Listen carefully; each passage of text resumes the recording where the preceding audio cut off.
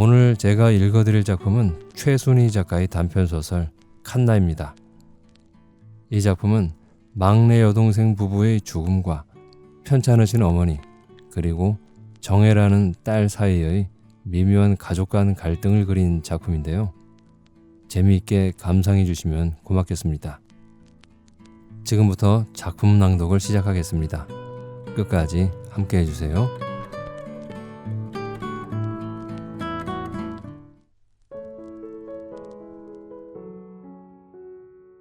칸나, 최순희. 대문 잠그는 쇳소리에 뜰 안에 고여있던 땡볕이 출렁 흔들렸다. 정수리에 쏟아져 내리는 백색 유리 파편의 환영. 정혜는 눈을 한번 질끈 감았다 떴다. 아득한 현기증이 거치면서 햇발 저쪽의 허연 덩어리가 어른어른 망막에 다시 잡혔다. 웅숭그린 쇠잔한 몸피는 얼핏 조그마한 흰 보퉁이가 놓여있는 것 같기도 했다. 작지만 도무지 어디로 치워버릴 수 없는 요지부동의 물체, 그 완강함. 정물처럼 익숙한 그 모습에 며칠째 뱃속에 뭉쳐있던 뜨거운 덩어리가 소리 없는 비명을 끌어올렸다. 오빤 착한 아들로 가만히 있으면 돼. 내가 말한다잖아. 내가 최악의 사태를 했자 돌아가시는 것밖에 더 있어? 영안실 밖까지 쫓아나오며 붙잡는 오빠에게 발을 쾅 구르고 돌아서 나온 참이다. 그리고 마침내 입 밖으로 뱉어낸 한마디. 그럼 차라리 더 잘 되는 거 아냐? 광기마저 어린 8월 말의 폭양이 더 한층 훅훅 찌며 뒷덜미를 짓눌러 왔다. 정혜는 등 뒤로 흰 원피스의 지퍼를 쭉 잡아내리며 뜰을 건너갔다. 포도농쿨 밑을 지날 때 뒤곁에서 왕자가 달려나왔다. 누런 털실 뭉치처럼 굴러온 녀석은 마당 끝이 오동나무까지 헉헉거리며 내달았다간 총알처럼 되돌아와 그녀의 발등에 엎어진다. 뜰도 넓고 새 주인도 마음에 들지만 옛 주인을 잊은 건 맹세코 아니라고 증명해 보이자는 것일까. 녀석을 떼어내 걸음을 옮기는데 은별이가 뒤따라 나왔다. 아이는 이모다, 이모 왔다 외치며 쫓아와 그녀의 허리에 매달린다. 정혜의 가슴은 단박에 먹먹하니 젖어버린다.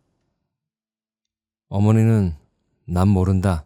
하지만 이 아이를 어쩌랴. 장서방은 현장에서 즉사했고 닷새째 혼수 상태에 있던 정미도 어제 오후 끝내 숨졌다. 졸지에 아들과 며느리를 앞세운 그 시어머니는 혼절했다 깨어나 이젠 소리 없이 눈물만 흘리는 모습이 더 비통했다. 어머니의 76번째 생신에 다녀가다 당한 병이라 저쪽 가족들 앞에선 마음 놓고 울 수조차 없었다. 아이를 끌어안고 흐트러진 분홍 머리핀을 고쳐 꽂아주며 정혜는 눈을 깜빡거려 솟구치는 눈물을 물리친다. 청단풍, 홍단풍이 한 그루씩 나란히 서 있는 마당 구석개를 가리키며 아이가 의기양양하게 고한다. 이모, 왕자가 꽃밭에 똥 넣었다. 그리고선 흙으로 이렇게 덮어버렸다. 저기야 저기. 아이의 낭랑한 목소리에 폐잔병처럼 늘어졌던 8월의 한낮이 아연 생기를 띠며 푸르르 일어선다. 정원의 검푸른 잎새 위엔 또렷한 음영이 그려지고 칸나 화단에 쏟아지는 햇살도 불구죽죽한 자줏빛 대신 돌연 생생한 선홍빛을 되쏘기 시작한다. 왕자도 집에 데려가자고 조르던 아이는 난 안 가 하더니 그럼 새밤 자고 엄마가 데리러 와 하여 살아남았다. 정혜는 구두를 벗어던지고 거실로 올라선다. 웅덩이처럼 고여있는 풍경에 저도 모르게 이맛살이 찡그려진다. 마루 한쪽에 놓인 소반에는 반쯤 마시다 둔 미식가루 잔과 물크러진 수박 접시가 놓여있다. 접시 옆에는 입가를 닦아낸 화장지가 잔뜩 구겨져 있고 그 위로 파리 한 마리가 지친 날개짓을 하며 느릿느릿 날아간다. 친구 삼아 어머니가 종일토록 켜두는 라디오는 저 혼자 왕왕대며 어딘가의 추돌 사고 소식을 전하고 있다. 짱짱하게 숨막히는 늦여름의 무더위가 라디오의 기계음과 그것이 토해내는 침통한 소식에 더한층 무겁게 집 안으로 밀려 들어오는 것만 같다. 정혜는 신경질적으로 라디오를 확 비틀어 끈다. 숙제부터 눈 딱 감고 해치워야 한다. 이제 곧 털어놓아야 할 소식에 대한 긴장과 중압감이 그녀의 가슴을 묵지근하게 내리누른다. 노인이 정신이라도 놓을까봐 겁나서는 아니다. 오히려 너무 멀쩡하고 무연할까 봐서다. 그런 어머니를 더 이상 참아낼 수 있을 것 같지 않은 자신이 그녀는 두렵고 무서울 뿐이다. 팔순 노인네의 동물적인 본능은 사소한 주변 공기의 변화까지도 늘상 섬뜩하리만치 예민하게 감지해내곤 하였다. 쉬쉬하며 감췄어도 어머니는 무언가 중대한 일이 일어났음을 단박 알아차렸다. 전에 없이 정혜가 얼마 동안 자기 집에 가 계시자고 말한 것부터도 수상쩍긴 했을 테다. 워낙 아들네 집에서 단 한 발짝도 안 움직이려 드는 노인이 콧방귀로 묵살하고 말았지만, 그러나 큰딸이 빈말이라도 어머니를 제 집에 좀 가 계시자고 말한 건 처음 있는 일이었다. 외출이라곤 장보기가 고작이던 며느리가 부은 눈과 황망한 걸음으로 종종거리며 들락거리는 것 또한 수상쩍긴 마찬가지였을 터이다. 뭐고? 하는 주궁에 식구들은 저마다 붉어진 눈자위를 내리깔고 허둥댔다. 정미가 전화 한 통도 없이 하루해를 넘겼을 때 노인은 그러나 이미 눈치를 챘다. 막내 정미는 매일 아침 꼬박꼬박 안부 전화를 넣는 살가운 딸이었다. 은별이까지 두고 가고서도 잘 노느냐는 인사조차 없다니 그것만으로도 벌써 예산일은 아니었다. 대체 무슨 일꼬? 나도 좀 알자. 옥주에는 음성으로 다그치는 서슬에 하는 수 없이 막내 부부의 사고 소식을 대강 귀뜨문했다. 그래도 장서방 얘기는 물론 혼수 상태인 정미 역시 닷새를 채 못 넘기더란 말까진 차마 털어놓지 못했다. 어머니는 그 정도로도 넘어갈 듯 수선을 피웠다. 귀신이 필경 눈이 삐었구나. 죽지 못해 모진 목숨 기신기신 이어가는 이 병신이나 안 잡아가고 내가 어서 죽어야지.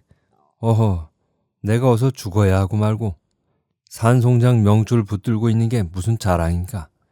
괜히 니들 불러 모았다가 이 애미가 멀쩡한 자식들 잡는갑다. 내가 대신 죽어야 하는데. 그건 바로 그녀도 남몰래 해본 생각이어서 정혜는 기막힌 슬픔과 충격 중에도 흠칫 놀랐다. 테이프가 나달나달해지도록 들어온 어머니의 신세 한탄에 이제 더한층 극적인 레퍼토리가 얹혀지는 것이다. 넋두리를 늘어놓던 노인은 돌연 은별아, 은별아 놀랍도록 기운찬 목청으로 아이를 연달아 불러 제쳤다. 이 할미가 어서 죽어야지. 은별아, 은별아. 어디 가서 이 불쌍한 할미 죽는 약 좀 구해다오. 응? 노인은 영문을 모른 채 콩콩 뛰어온 아이의 뺨을 성한 왼쪽 손으로 어루만졌다. 이어 무릎마트의 등글개로 사탕통을 끌어당겨 돌이 질치는 아이에게 엉겨붙은 박하사탕을 억지로 집어주는 것이었다. 슬픔보다는 누군지 무엇인지를 겨냥해야 할지 모르겠는 분노와 혐오감이 정혜의 전신을 울컥 휩쌌다. 마당가로 뛰쳐나가 서성이는 등 뒤로 이내 어머니의 음성이 날아왔다. 야, 야, 야, 여기 좀 와봐라. 눈물을 훔치고 들어가 보니 어머니는 이제 앉은 걸음으로 거실 바닥을 밀며 납작한 환자용 변기를 향해 움지럭거리고 있었다. 그새 정미 걱정은 잊어버린 듯 노인은 막막한 낯빛으로 우뚝 서 있는 큰딸에게 명령했다. 나 좀 여기 앉혀라. 이제야 똥이 나물란갑다. 생일 전날 누군 사흘씩이나 못 넣었으니 그 갑갑함을 뉘라고 앓고 이 몸이 이런 몸이 목숨이 붙어 있다고 살아있다 할 것까. 그저 내가 죽어야 하는데. 그저 내가 죽어야 하고 말고.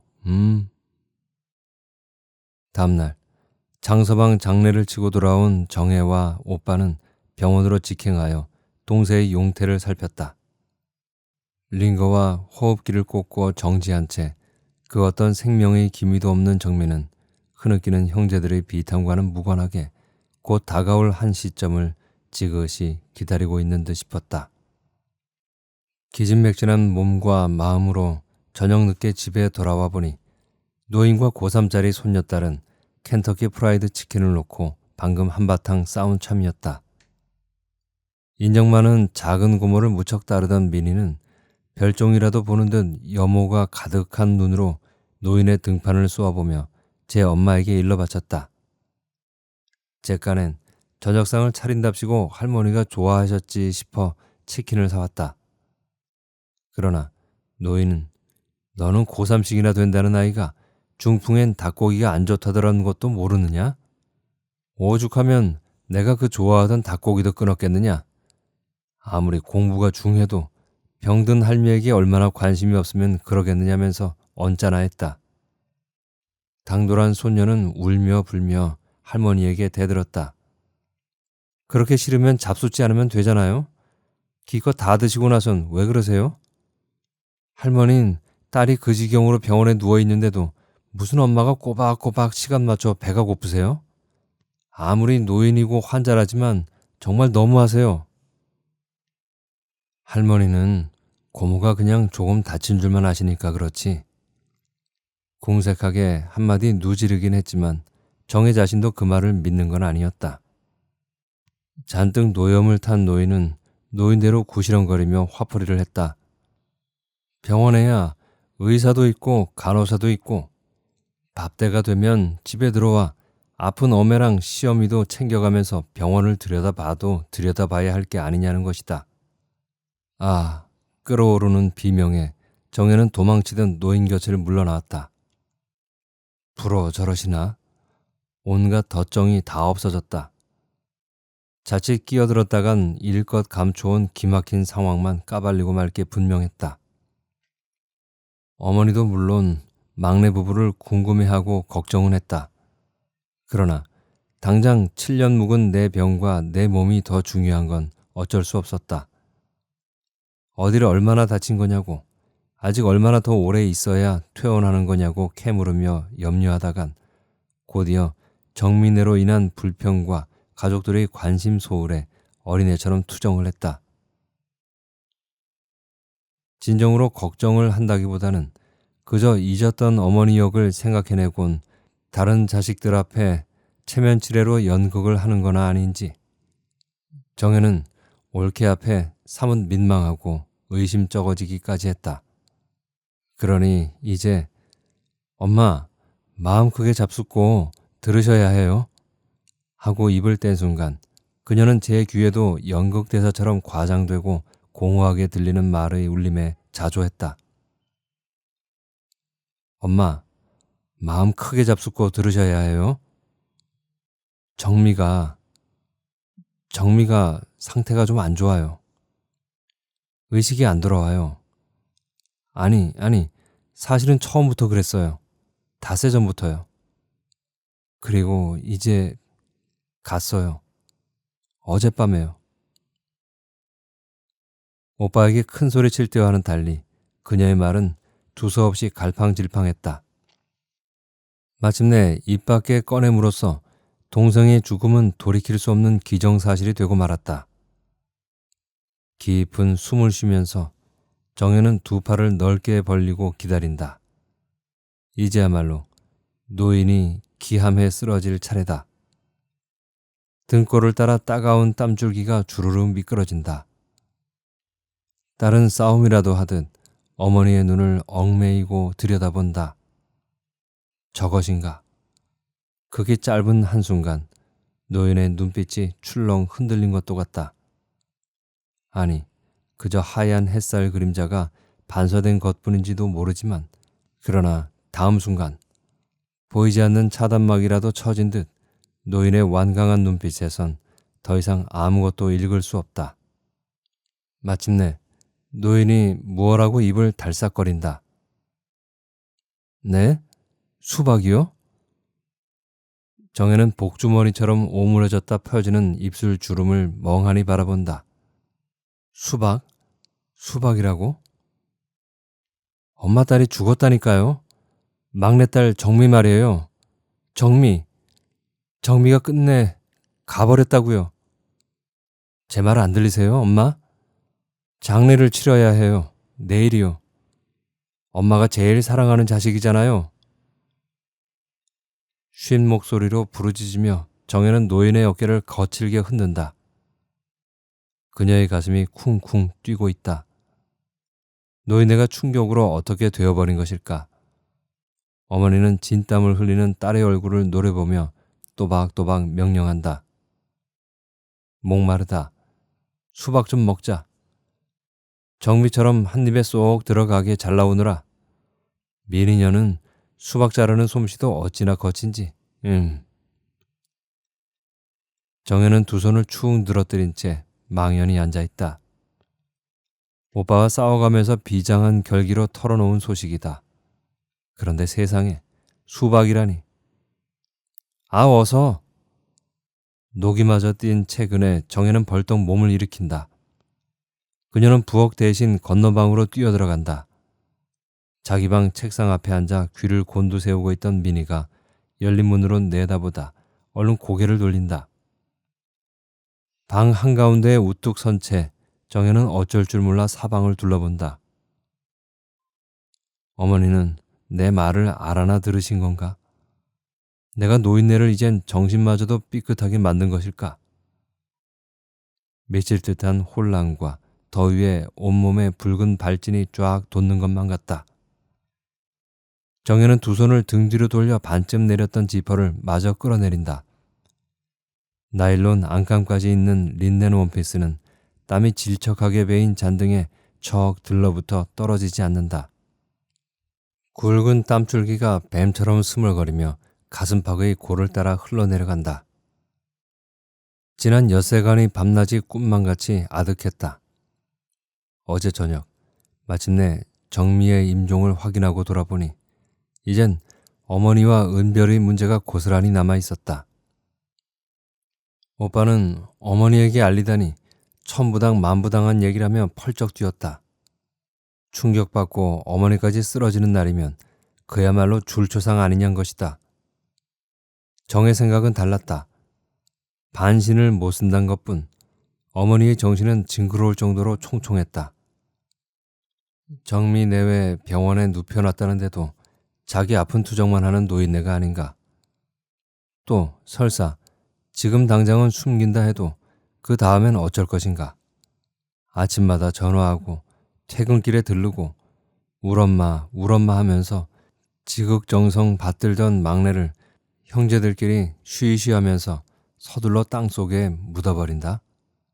정혜에겐 그거야말로 천부당 만부당한 얘기였다. 허이, 나중 일은 나중 일이고 암튼 안 돼. 노인네 일은 아무도 모른다. 아무리 총기 있는 분이라지만 지금 이 상황에서 충격을 받으시면 아냐, 난 그렇게 못한다. 어젯밤과 오늘 오전 내내 실랑이를 계속했던 것이다. 빤히 쏘아보며 뇌까리는 정혜의 말에 오빠는 질린 듯 붙잡았던 소매를 스르르 놓았다. 오빠, 정직하게 한번 말해봐. 충격을 받든 뭐든 차라리 돌아가실 수라도 있다면 모두를 위해 제일 좋은 일 아냐? 하지만 걱정 마. 우리 엄마 절대 그럴 뿐 아니니까. 엄마가 누구야? 난 차라리 엄마가 혼절이라도 해줬으면 제발 좋겠어. 그녀는 이어 눈물을 글썽이며 중얼거렸다. 또 나를 봐, 오빠. 산 사람이 살기 위해서도 정식으로 이별할 시간이 필요하다는 걸 왜 몰라? 가까스로 머리 위로 원피스를 벗어낸 정혜는 휴, 안도의 한숨마저 쉬곤 이제 브래지어를 떼낸다. 코르셋과 팬티와 미생 망사 스타킹도 껍질을 벗기듯 둘둘 말아가며 벗겨낸다. 마지막 천조각을 다 떼내고 한시 앞에 찬물을 뒤집어 쓰고자 그녀는 사뭇 허둥지둥한다. 순순이는 물러가기 싫다는 듯 미친 불덩이가 아스팔트를 지글지글 녹여내는 8월 말. 이 판국에 어쩌자고 이토록 숨막히는 타이트 원피스에 속옷까지 꼭꼭 갖춰 입으려 드는가. 정혜는 절망적으로 진저리를 친다. 그것은 27 지푸른 나이에 남편을 잃고 혼자 나이 먹어가는 여자의 세상에 대한 과장된 자존심 선언이자 최소한 지역보험 왕이라도 차지해야 직성이 풀리겠는 그녀의 성공을 위한 전략적 복장에 다름 아니다. 영환실과 중환자실을 왔다 갔다 하는 지난 엿새 동안에도 그녀는 시청 앞 법무사 사무실 공략을 늦추지 않았다. 아니, 병원에 들러야 할 일이 겁나서 더 미친 듯이 뛰었다. 오늘 오전 마침내 90세까지 각종 암은 물론 모든 노인성 질환을 보장해주는 장수만세 건강보험과 장수만세 생명보험 계약 2건을 한꺼번에 성사시켰다. 당장 뛰어오지 않으면 마음 바꿔버리겠노라는 계약자에게 상중이라 못 간다는 말은 하기 싫었다. 황 여사 같은 미인수 안에 당해낼 장사 있나? 계약서에 도장을 꾹꾹 눌러 찍으면서 대머리가 다 되어가는 법무사는 선심 쓴다는 듯 느물거렸다. 박 사무장님 덕분에 난생 처음 미인 소리도 다 들어보네요. 콧소리 섞어 웃어넘겼지만 맙소사 90이라니. 그 나이가 될 때까지도 아프지도 죽지도 않고 무병장수하고 싶어하는 계약자들을 정혜는 속으로 치가 떨리도록 경멸했다. 야, 이리 좀 와봐라. 나 좀 여기 앉혀라. 똥이 나올란갑다. 갑옷 같은 껍질에서 가까스로 해방되어 막 욕실로 향하던 그녀는 침대 위에 드러 누워버린다. 그놈의 똥. 더운 숨을 식히며 천장을 올려다보자니 30을 겨우 넘기고 죽은 상규의 얼굴이 희미하게 떠올랐다. 위암 진단이 내려졌을 땐 모든 게 너무 늦은 뒤였다. 시아버지의 함구령은 단호했다. 아들은 그저 가벼운 위염일 뿐이라고. 알약 몇 알씩 챙겨 먹고 조금 지나면 다 나아 있을 거라고. 암튼 그에겐 그렇게 말해야 한다고. 시집 김장을 채 3번도 못 먹은 새 며느리는 그리 할 일은 아니라고 주장할 용기가 없었다. 그저 환자 앞에서 눈물을 감추는 것만으로도 힘겨웠고 어른의 결정이니 제 생각보다 옳으리라 믿고자 했다. 상규는 바보처럼 알약을 꼬박꼬박 챙겨 먹으며 왜 낫지 않는지 의아해하다가 죽어버렸다. 만일 그때 제대로 작별의 시간을 가졌더라면, 그랬더라면 훨씬 빨리 그토록 오랫동안 가슴을 짓누르는 회한 없이 새 삶의 질서를 세울 힘을 추스를 수 있었을 거라고 이제 그녀는 안다. 야, 이리 좀 와봐라. 딸의 상념을 끊으며 노인의 카랑한 목소리가 날아온다. 정혜는 튕기듯 일어나 앉는다. 머리칼 속에 10손가락을 다 집어넣어 박박 긁는다. 저토록 카랑카랑한 음성만 아니더라도 어머니는 절대로 무엇에든 충격받을 뿐이 아니라고. 반쯤 넋이 나가 휘청거리는 자식들이 다 죽은 다음에도 맨 끝까지 혼자 살아남을 노인네라고. 정혜는 쇳소리 나는 음성을 들으며 진저리를 친다. 누구 이리 좀 와봐라. 정혜야, 민희야. 정혜는 후다닥 몸을 일으켜 방바닥에 떨어진 속옷을 도로 주워 입는다. 언제 기진맥진 널브러져 있었냐는 듯 벼랑간 서둘러진다. 그녀는 옷걸이에서 헐렁한 원피스를 벗겨 허겁지겁 머리 위로 둘러꿰은 다음 마루로 나간다. 어머니는 엉덩이 밑에 반쯤 깔린 치맛자락을 빼내려고 용을 쓰고 있다. 역한 냄새가 훅 끼쳐든다. 그새 앉은 자리에서 이를 봐버렸나 보다. 냉큼 좀 나와보라니까. 정혜는 쿵쾅거리며 욕실로 들어가 물 휴지통과 물수건, 걸레를 챙겨내온다. 이어 노인의 아랫도리에 함부로 휘감겨 오물칠갑이 된 치마를 머리 위로 들어올려 벗겨낸다. 변을 보기 쉽도록 앞뒤가 훌렁 터진 속고쟁이도 벗겨낸다. 앉은 걸음으로 하도 거실 바닥을 밀고 다니는 바람에 노인의 치마 공둥이는 습자지처럼 나달나달해져 있다. 언제 하루 감을 끊는다 치마를 몇 장 새로 만들어 놓아야겠다고. 그러나 더 이상 새 치마 따위는 필요치 않게 되었으면 제발 좋겠다고. 그녀는 치마 주인을 혐오하는 건 못지않게 냉혹한 자신을 혐오하며 머릿속에 적어둔다. 물 휴지통을 어머니에게 건넨 다음 정혜는 걸레로 노인의 앉은 자리 주변부터 닦아낸다. 깨끗한 걸레에 금세 누리끼리한 오물이 묻어난다. 그녀는 욕실에서 걸레를 빨아와 다시 한번 마루를 닦아낸다. 아무것도 묻어나지 않을 때까지 3번, 4번 닦아낸다. 그동안 노인은 성한 왼쪽 손으로 건성건성 아랫도리를 닦아내고 있다. 마루 위에는 이내 누렇게 구겨진 물휴지가 수북히 쌓인다. 정혜는 쓰레기 봉투를 가져다가 오물범벅이 된 휴지를 담아 내놓는다. 욕실에 앉혀놓고 좌악장 물을 끼얹었으면 제일 좋겠지만 독서실로 달아나려다 할머니 보라며 붙들린 미니의 도움까지 청할 마음은 없다. 76 안노인의 몸뚱이도 보기보단 꽤 무겁다. 그건 한 사람은 어깨를 또 한 사람은 다리를 이렇게 들어서 짐짝 부리듯 끙끙거려야 하는 작업이다.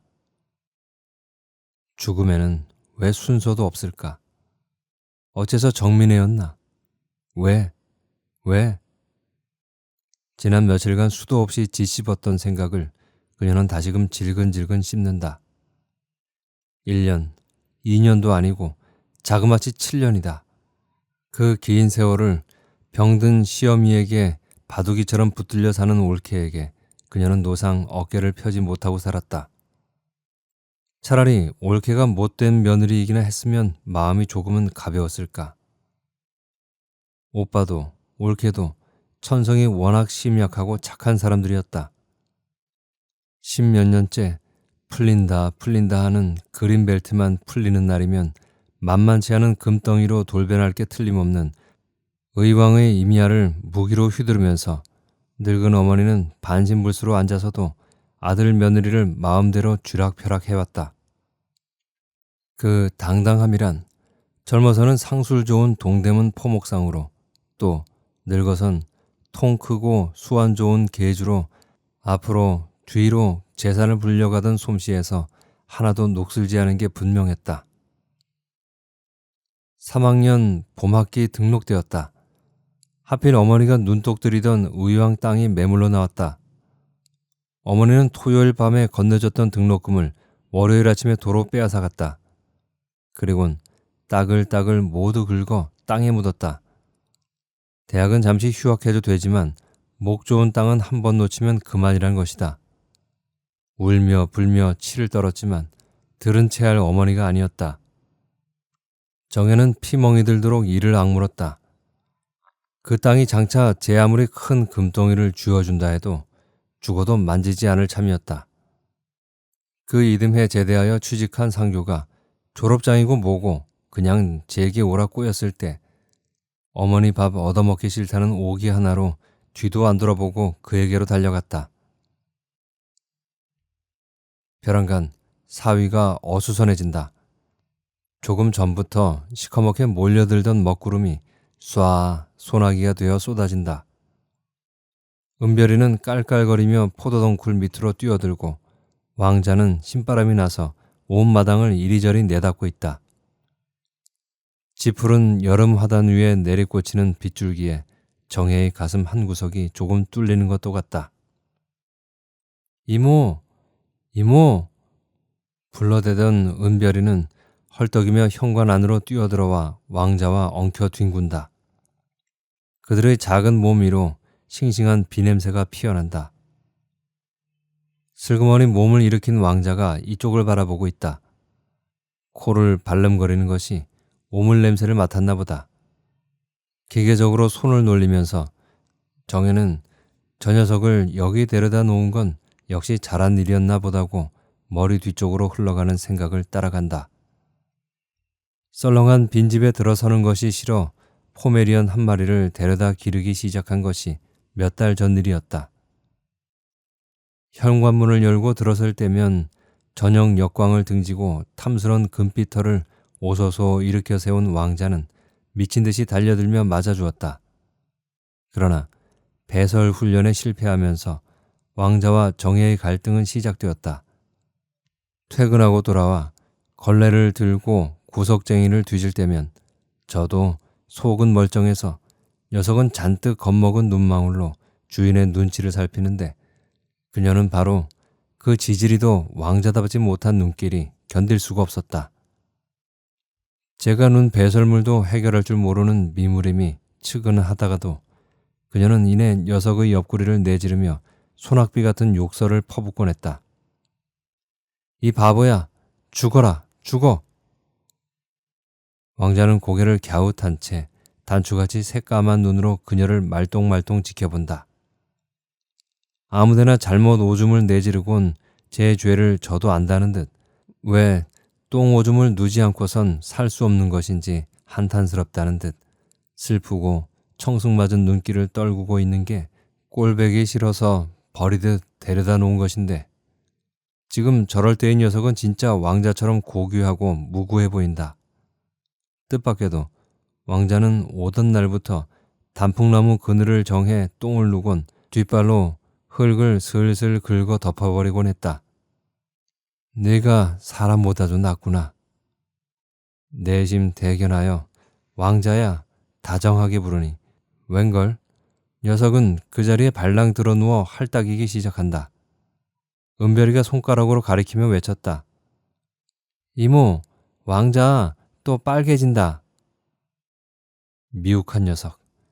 조금만 좋아해주면 꼴에 순놈티를 내려드는 게 배기 싫어서도 더 내쳐버린 줄도 모르고.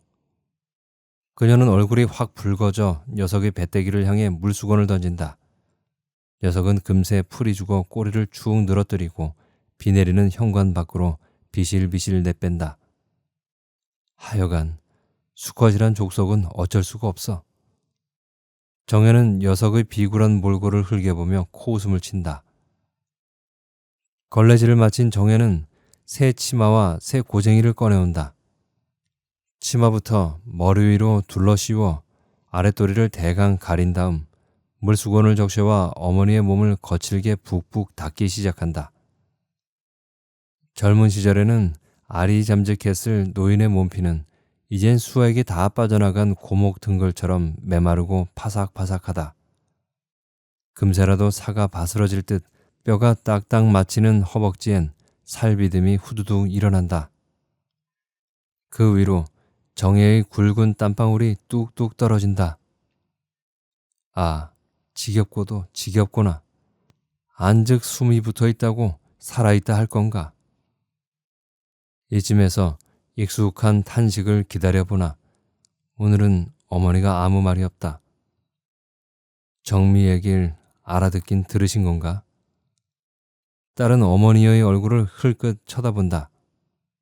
너희는 혼자만의 생각을 골똘히 더듬는 것도 같고 야단 맞은 아이처럼 잔뜩 주눅 들어있는 것도 같다. 아니, 그저 사람 잡는 불더위에 또는 어디쯤에 마침표가 찍혀있는지 알 길 없이 무한 궤도 선상에 늘어서 있는 시간에 기진맥진해 있는지도 모르지만 송송 맺히는 땀방울을 손등으로 훔쳐내면서 정혜는 이미 수천 번씩 곱씹어 본 생각을 되새김질한다. 만일 그 밤 어머니가 붙잡는 대로 비도 뿌리고 길도 먼데 이왕 늦은 건 예서 자고 아침 일찍 떠났으면 그랬으면 달라졌을까? 정말 그랬을까? 동살이 번할 때야 연락이 왔다. 미친 듯이 병원에 쫓아갔을 때는 장서방의 시신 위에는 이미 흰 시트가 덮여있고 동생은 만신창이가 된 채 수술실로 옮겨지는 중이었다. 머릿속이 허옇게 표백된 듯 넋을 잃고 섰는데 엄지발톱의 반쯤 벗겨진 빨간 페디큐어가 정혜의 심장을 핥혔다. 이어 실밥이 뜯어져 밑으로 비중 늘어진 속옷 한 자락. 우연히 그걸 보고 그녀는 전날 밤 핀잔을 줬었다. 멀쩡하게 생긴 애가 칠칠 맡긴. 얘, 좀 꿰매 입어라. 이거 지난번에도 뜯어졌더니 여태 그대로잖아. 시쭉 웃는 동생에게 눈을 흘겨 보이며 그녀는 기어이 오금을 박아줬었다. 장서방이 이런 널 죄 두고 보는 거니? 누군 복도 많구나. 복도 많아. 정미야. 소구름을 삼키면서 정혜는 새 물수건으로 다시 한번 온몸을 닦아 내려간다.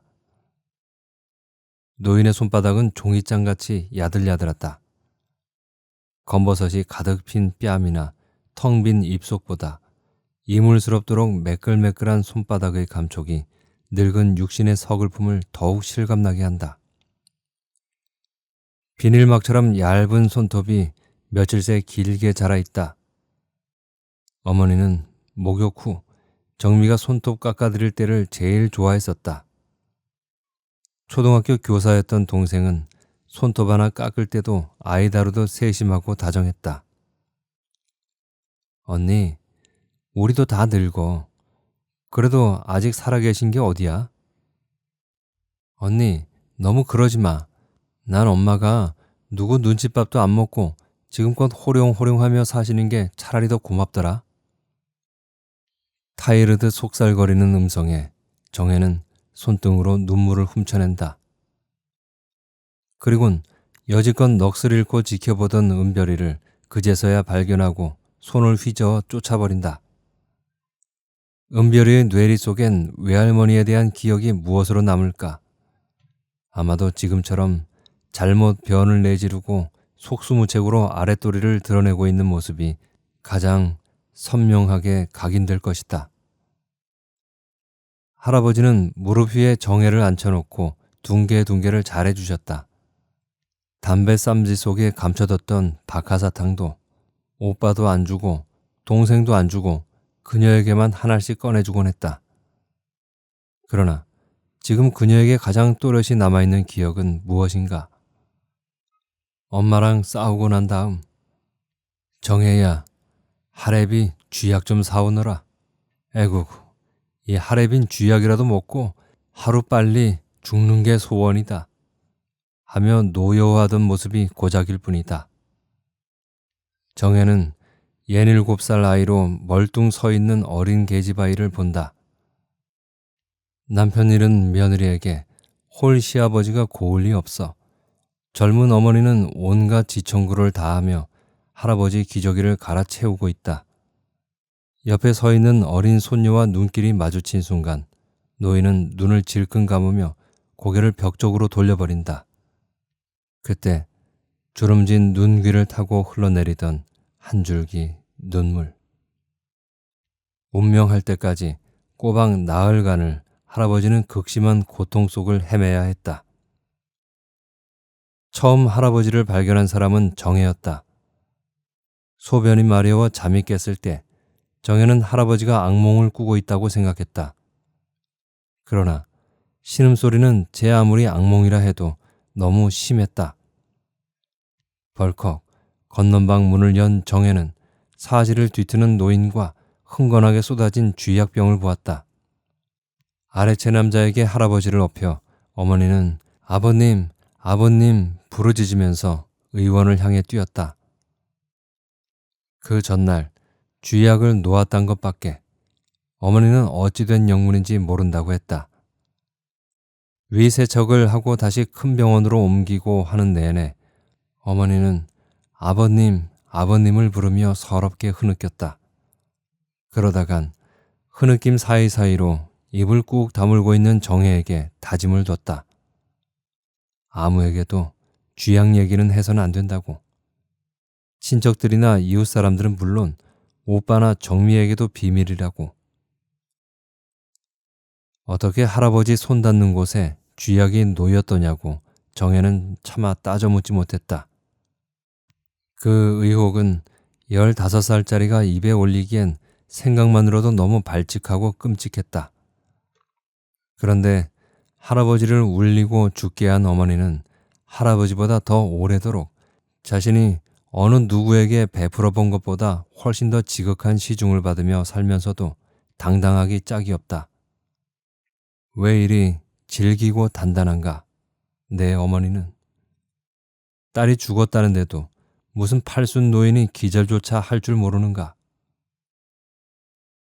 돌연 참을 수 없는 적의가 정혜의 전신을 휩싼다.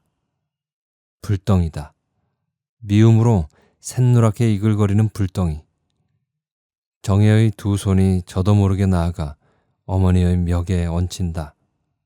그리곤 지그시 이어온 미움을 다해 꽉 누른다.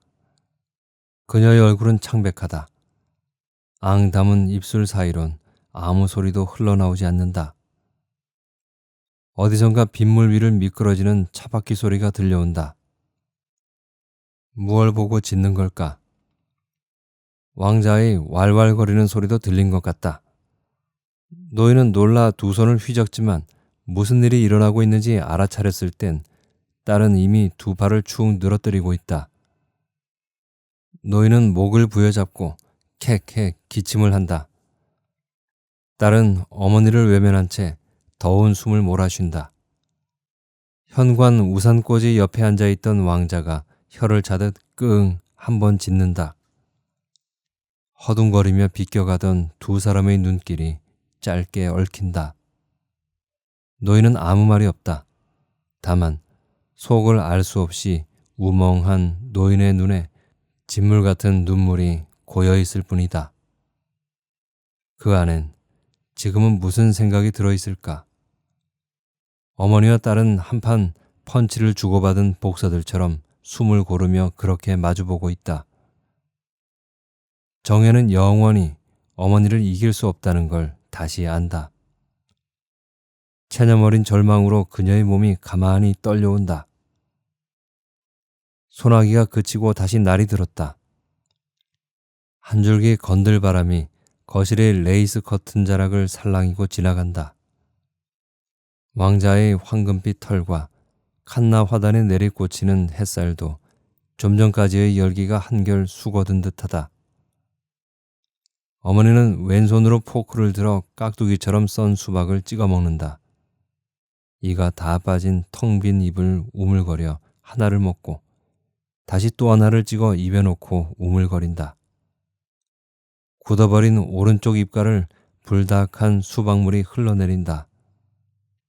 화장지를 뽑아 입가를 닦아드리고 정혜는 화단의 꽃그늘을 건너다 본다.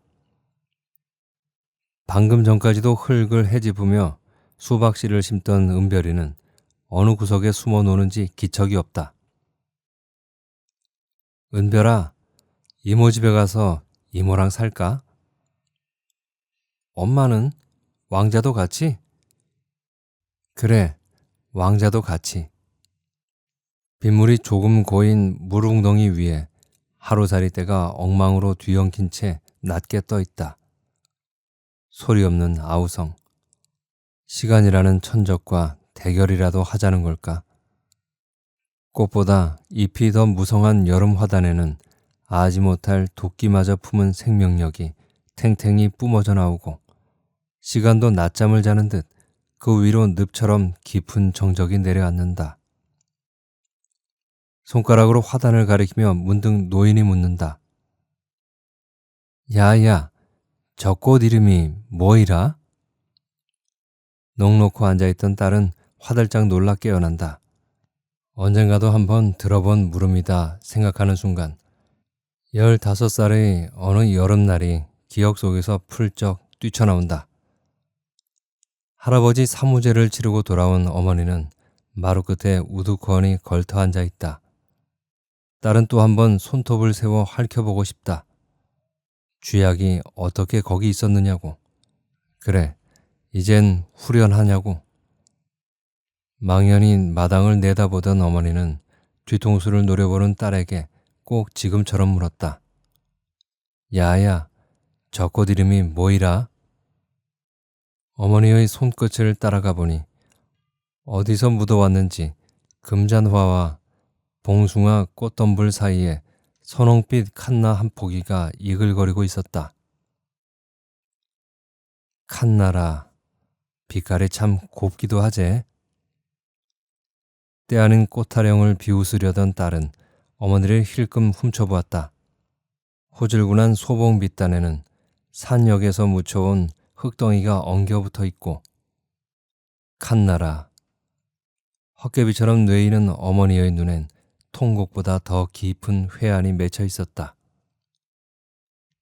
보퉁이처럼 동그만히 앉아 어머니는 다시 꼭 그렇게 되뇌인다. 칸나라, 빛깔이 참 곱기도 하제. 정혜의 눈앞에는 그날의 영상이 어제 본 영화 장면인 듯 생생하게 되살아난다. 온갖 여름꽃들이 얼기설기 흐드러진 꽃밭 한가운데 칸나 한 포기가 타오르고 있다. 꽃잎이 닭벼슬처럼 넓고 키가 접시꽃 마냥 껑충한 종류다.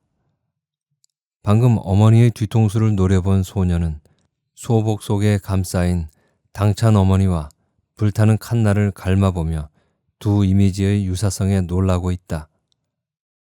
남편도 없는 집안을 독하고도 억척스럽게 꾸려온 어머니. 자신의 어머니라는 한 여인에게 내재한 핏빛 칸나 같은 뜨거운 생명력을 딸은 비로소 그때 처음 알아보았던 듯하다. 그러나 그날의 영상에는 또 다른 장면이 이어진다. 그날 오후 해바라기 잎사귀를 들치고 꽃밭에 들어서던 정혜는 담장 밑에 커다랗게 살찐 쥐가 한 마리 죽어있는 것을 보았다. 정말로 어머니는 쥐약을 놓긴 놓았던 것일까? 그렇다 해도 그 약이 어떻게 반신을 못 쓰는 할아버지 손에 들어가게 되었을까? 쥐는 정혜가 지켜보고 있는 동안에도 조금 더 꿈틀거렸고 이윽고는 모든 움직임을 멈춰버렸다.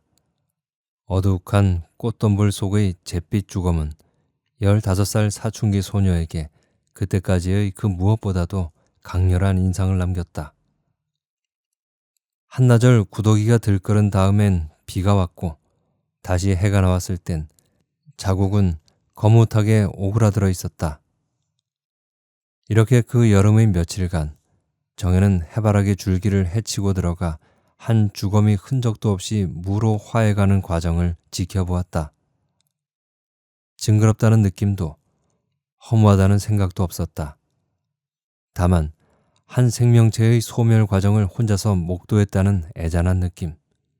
설사 어머니가 불어 쥐약을 거기 갖다 놓았었다 해도 어쩌면 이해할 수도 있겠다는 느낌이 서서히 자리 잡아갔다. 저 꽃 말이다. 네? 엄마? 칸나요? 그런데요. 정혜는 노인의 손가락을 따라 화단 한복판의 칸나를 바라본다. 사진. 정혜의 눈에 왈칵 눈물이 솟구친다. 화단 한가운데 불타는 칸나 앞에 정미와 장서방이 허리를 껴안고 서 있다. 카메라를 향해 활짝 웃다 말고 정미가 언니야, 나 좀 봐라 한다. 찍혀 나온 사진 속의 동생은 남편 볼에 화사한 입술을 장난스레 눌러대고 있다.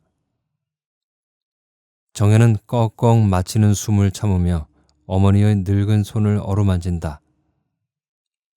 아무 말도 못한 채 한참을 그렇게 어루만지고만 있다. 이윽고 정혜는 은별이를 타이르듯 나직나직 말한다. 엄마, 정민애 알고 계시지요? 잘 보내주실 수 있죠? 딸은 어머니의 눈을 들여다본다. 노인의 눈에 굵은 눈물방울이 맺혀 있다. 망할년. 노인은 왼손으로 쓱 눈가를 훔친다. 그리곤 다 부서진 가구 같은 몸뚱이를 삐걱거리면서 마루를 돌기 시작한다. 제풀에 지친 오동잎 하나가 널따란 칸나 잎사귀 위에 투둑 떨어져 내린다.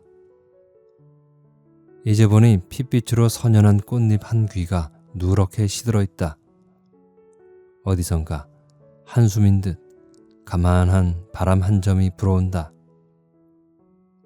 수박장수, 생선장수의 스피커 소리, 뒤곁에서 깔깔거리는 어린 웃음소리, 낮잠을 자던 여러 소리들이 여기저기서 한꺼번에 깨어나고 긴 해식에도 마침내 서편으로 이울기 시작한다.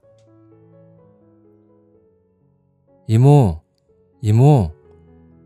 숨차게 이모를 불러대면서 은별이가 집 모퉁이를 돌아 달려오고 있다. 정혜는 뼛속까지 지친 몸을 고추 세워 앉는다. 그리곤 두 발을 쫙 벌려 아이를 기다린다. 이 하루가 지나가면 이 늙은 여름도 아마 지쳐 물러갈 것이다.